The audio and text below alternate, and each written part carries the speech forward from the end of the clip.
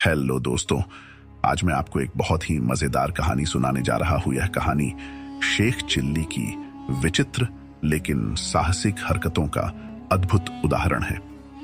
एक दिन नवाब साहब ने कालेसर के जंगलों में शिकार का कार्यक्रम बनाया। कालेसर का जंगल अपने खतरनाक और खूंखार जानवरों के लिए जाना जाता था।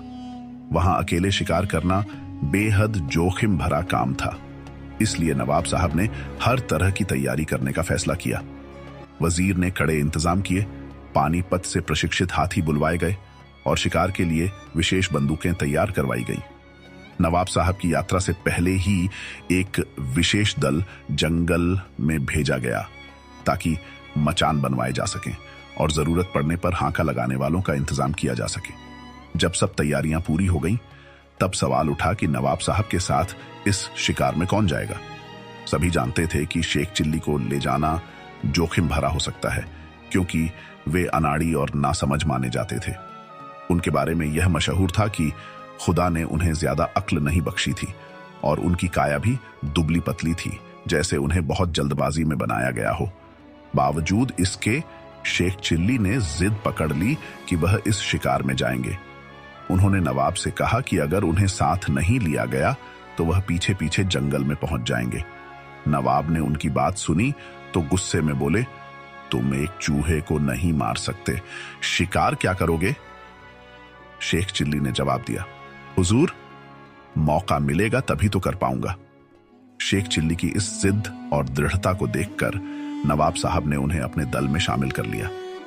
काफिला पूरी तैयारी के साथ कालेसर के घने जंगलों में पहुंचा, जहां पहले से ही सब इंतजाम थे।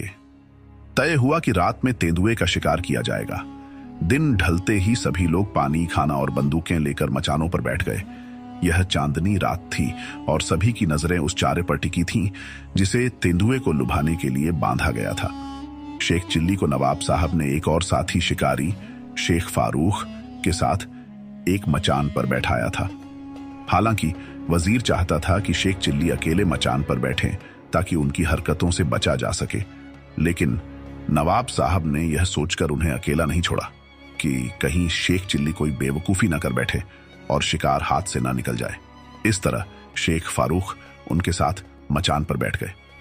तेंदुए का इंतजार करते हुए 3 घंटे बीत गए और शेख चिल्ली का धैर्य जवाब देने लगा। उन्होंने शेख फारूक से फुसफुसाकर कहा, अजीब अहमक है ये तेंदुआ, इतना अच्छा चारा बंधा है और कमबख्त गायब है। शेख फारूक ने उन्हें चुप रहने का इशारा किया, लेकिन शेख चिल्ली का मन शांत नहीं हुआ। उन्हें लग रहा था कि बाकी सभी डरपोक हैं और एक तेंदुए के लिए सबने इतने लोग इकट्ठे किए हैं। ये कोई बहादुरी तो नहीं। वह खुद को सबसे ज्यादा साहसी मानते हुए सोचने लगे कि यदि तेंदुआ अभी आ जाए तो वे उसे नीचे उतरकर थपेड़ देंगे। शेख चिल्ली अपनी कल्पनाओं में खोए हुए थे कि कैसे वे तेंदुए के पीछे बंदूक लेकर भागेंगे और आखिरकार उसे हरा देंगे।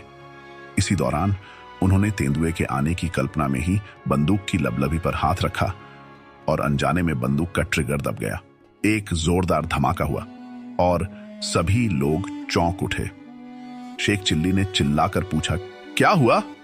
शेख फारूक ने जवाब दिया, शेख चिल्ली, कमाल कर दिया, तेंदुआ चारे के पास पहुंचने से पहले ही मारा गया। यदि शेख चिल्ली ने नीचे देखा और सच में तेंदुआ मरा पड़ा था। दूसरे शिकारी अभी निशाना साधने की सोच ही रहे थे कि शेख चिल्ली की बंदूक चल गई थी और संयोगवश तेंदुआ उसी गोली से मारा गया था।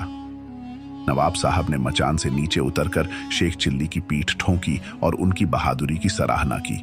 उन्होंने वजीर की ओर देखते हुए कहा, जो भी हो, शेख चिल्ली बहादुर है। हालांकि शेख चिल्ली जानते थे कि यह सब एक संयोग था। उन्हें अंदाजा था कि यह उनकी गलती से हुआ है, लेकिन वे चुप ही रहे और इस तरह अनजाने में हीरो बन गए। यदि आपको कहानी अच्छी लगी तो चैनल को सब्सक्राइब जरूर करें। थैंक्स फॉर वॉचिंग दोस्तों।